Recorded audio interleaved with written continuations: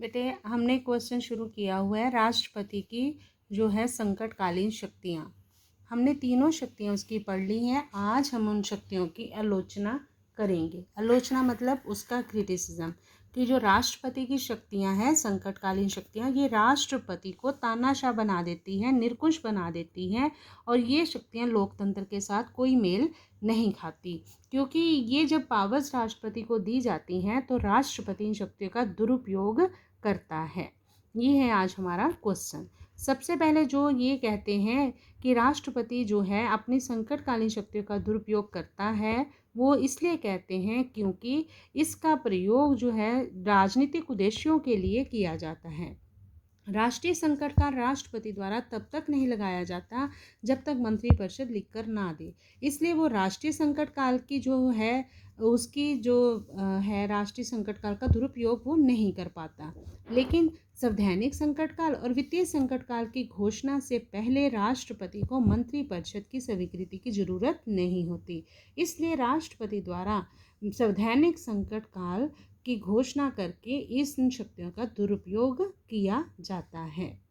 दूसरी है संकट काल में जो नागरिक हैं उनसे उनके मौलिक अधिकार जो है निलंबित कर दिए जाते हैं, उनसे छीन लिए जाते हैं। मौलिक अधिकारों को स्थगित करना भारतीय लोकतंत्र पर एक धब्बा है। तीसरा देखें संकटकालीन शक्तियों का प्रयोग करके राष्ट्रपति जो है संविधान का मौलिक ढांचा ही बदल देता है, उसका रूप ही बदल देता है। वो कैसे? देखो हमारे बेटा इंडिया में संघात्मक सरकार है।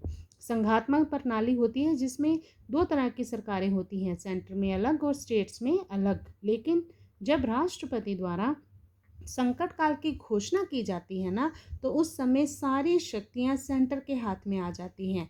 इस तरह जो संघात्मक प्रणाली की सरकार है वो एकात्मक प्रणाली में बदल जाती है। इसलिए कहा जाता है कि राष्ट्रपति अपने संकटकालीन शक्तियों के प्रयोग द्वारा संविधान का ओरिजिनल रूप ही बदल देता है, इसलिए उसे ये शक्तियां नहीं देनी चाहिए।